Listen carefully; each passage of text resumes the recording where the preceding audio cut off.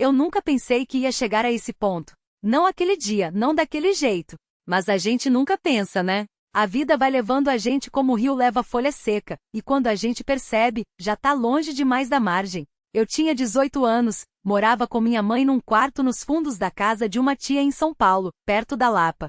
Minha mãe trabalhava como faxineira em um prédio comercial, saía às 5 da manhã e voltava às 7 da noite. Eu deveria estar na escola, mas tinha largado no segundo ano do ensino médio. Não era por preguiça, não. Era porque não aguentava mais ouvir os professores falando que eu podia ser alguém, que eu tinha potencial. Potencial pra quê? Pra virar mais um cara que passa o dia empurrando o carrinho de supermercado ou lavando para-brisa no sinal. Já tinha visto demais isso na minha família. Comecei a fumar maconha com uns amigos do bairro. Não era todo dia, só nos fins de semana, pra espairecer. Mas aí conheci o crack. Não foi de uma vez. Primeiro foi a pedrinha que um cara ofereceu de graça, dizendo que era só pra experimentar. Depois foi a segunda, que eu mesmo comprei com o troco do ônibus. Em menos de 3 meses eu já estava vendendo as coisas da minha mãe para sustentar o vício. Um rádio velho, um relógio que ela ganhará da patroa, até a aliança de casamento do meu pai, que ela guardava dentro de uma caixa de sapato embaixo da cama. Ela chorou quando descobriu. Não gritou, não me bateu. Só sentou na beira da cama, segurou minha mão e perguntou: "Filho, o que foi que eu fiz de errado?" Aquilo doeu mais do que qualquer surra. Eu não tinha resposta. Saí de casa e fiquei 3 dias na rua, dormindo num colchão abandonado atrás de um mercadinho. Quando voltei, ela não falou nada. Só deixou um prato de comida esquecendo na mesa, como se eu ainda fosse uma criança que podia consertar as coisas comendo.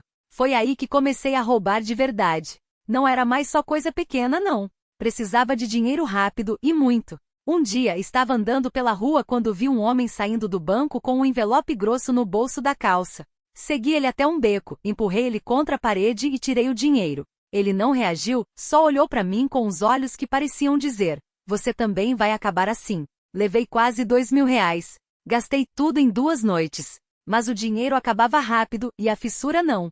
Foi quando lembrei da igreja. A congrega era ali perto, na rua paralela. Um prédio simples, sem luxo, mas que sempre tinha gente entrando e saindo. Eu conhecia bem. Minha mãe me levava quando eu era pequeno, antes do meu pai ir embora. Lembro do cheiro de cera de assoalho, das mulheres de vestido longo, dos homens sérios que não sorriam. Depois que meu pai foi embora, ela parou de ir, dizia que Deus não tinha ouvido as preces dela, então para que continuar pedindo? Mas eu sabia que a igreja guardava dinheiro. Não era como esses cultos grandes que passam na TV, mas todo domingo tinha coleta, e eu já tinha visto o irmão que cuidava das finanças levando um cofre para trás do altar. Não era difícil. Só precisava de coragem.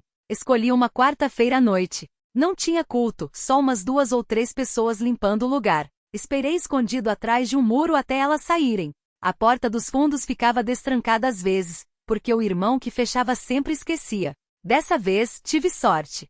Entre as sombras, fui direto pro altar. O cofre estava onde eu tinha visto, dentro de um armário de madeira. Não estava trancado. Abri devagar, com as mãos tremendo. Dentro tinha 3 maços de notas amarrados com elástico, uns trocados soltos e umas moedas. Contei rápido, pouco mais de R$ 4.000.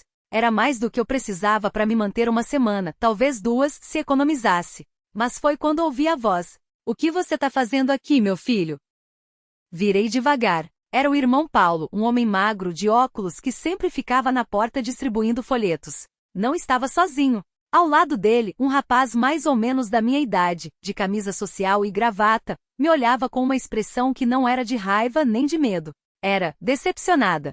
Eu tava só, não saiu nada. Não tinha desculpa. O irmão Paulo suspirou e tirou os óculos, esfregando os olhos. "Quantas vezes a gente já te viu aqui quando você era pequeno? Sua mãe trazia você todo domingo. Você cantava os hinos, ajudava a arrumar as cadeiras. O que aconteceu, rapaz?" Não respondi. O que eu ia dizer? Que a vida era uma merda. Que Deus, se existia, não. Não se importava nem um pouco comigo? O irmão Paulo abaixou a voz, como se temesse que alguém ouvisse. "A gente se importa sim. Por isso que estou aqui." Ele olhou para o rapaz ao lado que cruzou os braços. "Esse é o Lucas, filho do pastor. Ele que te encontrou ontem dormindo no banco dos fundos." Lucas. O nome soou familiar, mas não consegui ligar a nenhum rosto. Talvez porque na última vez que estive ali, ele fosse só mais um garoto de terno no coral. "Você tá fedendo", disse ele, direto. E roubou a coleta. Não roubei, mordi o lábio. Só, peguei emprestado. Emprestado? O irmão Paulo balançou a cabeça. Filho, isso é dinheiro das famílias que mal têm o que comer. Você sabe disso. Eu sabia. Claro que sabia. Mas a fome não escolhe dia, nem hora, nem moral. E ontem, quando vi as notas dentro daquele envelope aberto na mesa da secretaria, foi como se elas gritassem meu nome. Desculpa, murmurei, olhando para o chão. Silêncio. Só o zumbido do ventilador de teto, girando preguiçosamente sobre nossas cabeças. Vamos, disse Lucas finalmente. Precisamos conversar. Ele virou as costas e começou a andar pelo corredor lateral, em direção à sala dos fundos. O irmão Paulo me deu um leve empurrãozinho no ombro, como se dissesse asterisco vai, antes que mude de ideia asterisco. Segui-os, os pés arrastando no piso frio. A porta se fechou atrás da gente com um clique. A sala era pequena, cheia de caixas de doações e um armário com portas de vidro, onde ficavam os copos de plástico e os pacotes de bolacha para os lanches depois do culto. Lucas se sentou na beira de uma mesa de madeira, os dedos tamborilando nela. Eu fiquei de pé sem jeito, as mãos enfiadas nos bolsos. Senta, ordenou ele. Obedeci. A cadeira rangeu. Você é o filho da dona Mara, né? Perguntou, cruzando os braços. Assenti. Só de ouvir o nome dela, senti um nó na garganta. Ela ainda vem aqui às vezes. Deixa uns pratos de comida na cozinha da igreja. Acha que a gente não sabe que é pra você. Engoli em seco. Minha mãe. Sempre achando que eu não percebi as coisas. Você sumiu faz quanto tempo? Continuou Lucas. 1 ano? 2? Não sei, respondi, honestamente. O tempo tinha virado uma coisa borrada, como as datas nos calendários pendurados nos postos de saúde onde eu às vezes dormia. Pois é, ele suspirou. E agora tá aqui, roubando a igreja que te criou. Bonito, hein? Não tava roubando, repeti, mas soou fraco. Só, precisava. Todo mundo precisa de alguma coisa. O irmão Paulo, que até então tinha ficado quieto, se aproximou. Mas tem jeito certo e jeito errado. Qual é o jeito certo, então? Perguntei, com mais amargura do que queria. Rezar? Porque já tentei. Não adianta. Lucas me olhou fixo, como se estivesse medindo minhas palavras. O jeito certo é você parar de se fazer de coitado e arrumar um trabalho. Trabalho? Ri sem graça. Você acha que não tentei? Sem documentos, sem referência, sem endereço. Quem vai me contratar? A gente, disse o irmão Paulo, simples assim. Fiquei paralisado. O quê? A igreja precisa de ajuda com a manutenção, limpeza, pequenos consertos, essas coisas. A gente paga por dia trabalhado. Não é muito, mas é honestamente ganho. Olhei de um para o outro, desconfiado. Por que vocês fariam isso? Lucas se inclinou para a frente, os cotovelos nos joelhos. Porque a sua mãe pediu. Há meses. Aquilo doeu mais do que eu esperava. Minha mãe pedindo esmola por mim como se eu fosse um caso perdido. Não preciso de caridade, resmunguei. Não é caridade, retrucou o irmão Paulo. É uma chance. Você aceita ou não? Silêncio. O ventilador continuava girando, jogando sombras nas paredes. E se eu disser não? Lucas se levantou como se a conversa já tivesse acabado. Então a gente chama a polícia amanhã. Roubo é crime, lembra? Não era uma ameaça vazia. Eu sabia disso. Quando começo? Perguntei finalmente. Agora, disse o irmão Paulo, colocando os óculos de volta. Primeiro, você vai tomar um banho. Tem chuveiro nos fundos. Depois, a gente te arruma uma roupa limpa. Lucas jogou um saco plástico em cima da mesa. Dentro, uma camisa, uma calça e um par de tênis usados, mas em bom estado. É do meu primo. Não vai servir direitinho, mas dá pro gasto. Fui até o banheiro dos fundos, um cômodo úmido com azulejos descascados e um chuveiro que pingava sem parar. A água saía morna, quase fria, mas não me importei. Tirei a camisa suja de sangue seco e a joguei no canto, junto com a calça rasgada. O espelho acima da pia estava embaçado, mas mesmo assim consegui ver os roxos no meu rosto, o corte acima da sobrancelha que ainda doía quando eu franzia a testa. Lavei o rosto com sabonete barato, sentindo a queimação nos machucados. A água escorria marrom pelos meus braços, carregando a poeira da rua, o suor, o cheiro de medicação do hospital público onde tinha passado a noite anterior. Fechei os olhos e deixei a água bater na minha nuca por um tempo, como se isso pudesse lavar também a sensação de que tudo estava prestes a desmoronar de vez. Quando saí, Lucas estava encostado na parede fumando. Ele me olhou de cima a baixo, como se estivesse avaliando um cavalo magro demais para a carga. Tá melhor, disse, jogando a bituca no chão e pisando. Veste isso aí. As roupas do primo dele cheiravam a naftalina e amaciante de baunilha. A calça ficava larga na cintura, mas o cinturão de couro surrado que ele me jogou segurou. A camisa, uma camiseta branca com uma mancha amarelada no ombro, era grande demais, mas não me importava. Tênis apertavam um pouco no dedão esquerdo, mas eram melhores que os meus que tinham solado se descolando. Agora vem, disse o irmão Paulo, já saindo pela porta dos fundos. A gente não tem o dia todo. Segui os dois por um corredor estreito que dava num pátio cheio de caixas empilhadas. Um carro velho, um Gol branco com a lataria amassada, estava estacionado de ré com o porta-malas aberto. Dentro mais caixas. Lucas abriu uma delas e tirou um maço de notas presas por elásticos. Isso aqui é seu adiantamento, disse, contando 5 notas de 50 e me entregando. O resto vem quando a gente terminar o serviço. Guardei o dinheiro no bolso sem contar. Não adiantava discutir. O que eu tenho que fazer? Perguntei. Dirigir, respondeu o irmão Paulo, fechando o porta-malas com um baque. Você sabe, né? Sei. Então é simples. A gente carrega, você dirige. Pontos marcados, sem paradas bobas, sem conversa com ninguém. Se a polícia parar, você não sabe de nada. Entendeu? Assenti. Não era a primeira vez que ouvi aquelas regras. E se der merda? Perguntei, só pra ter certeza. Lucas riu, um som seco. Aí você corre. Mas se for preso, não abre a boca. A gente não te conhece. Era o que eu esperava. Chaves, disse o irmão Paulo, jogando um molho pra mim.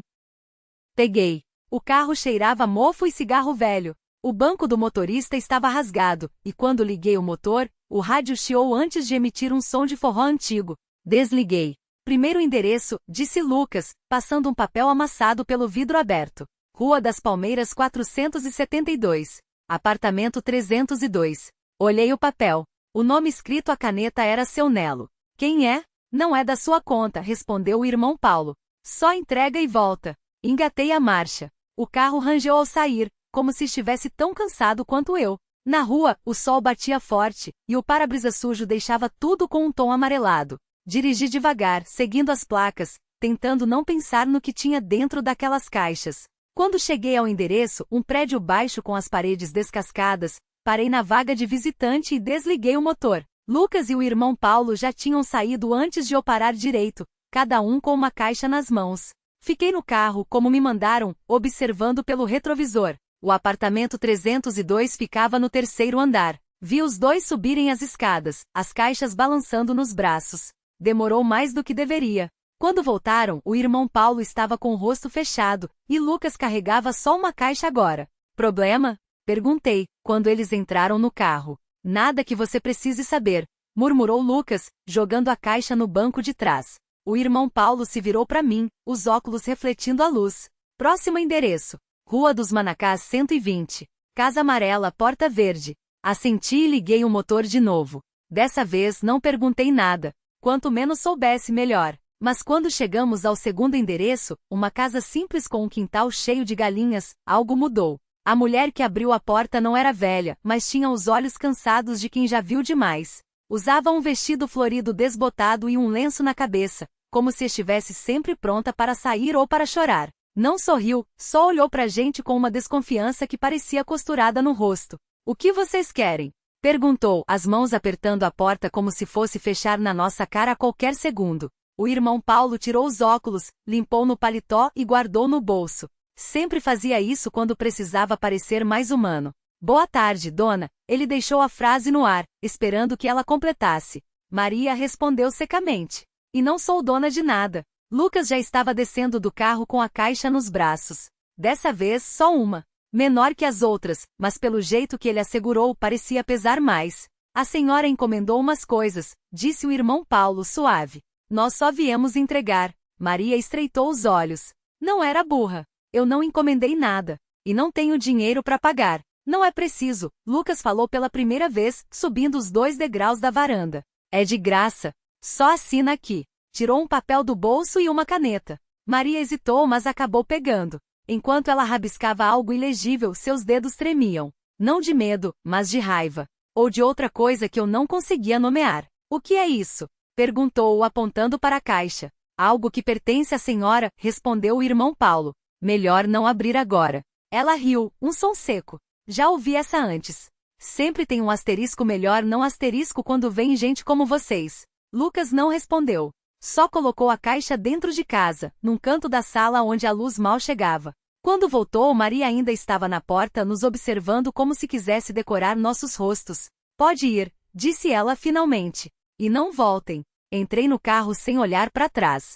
O irmão Paulo demorou mais alguns segundos, como se quisesse dizer algo. Mas só acenou com a cabeça e entrou também. Próximo, ordenou secamente. Tem mais? Perguntei, ligando o motor. Claro que tem, Lucas murmurou, coçando a nuca. Sempre tem.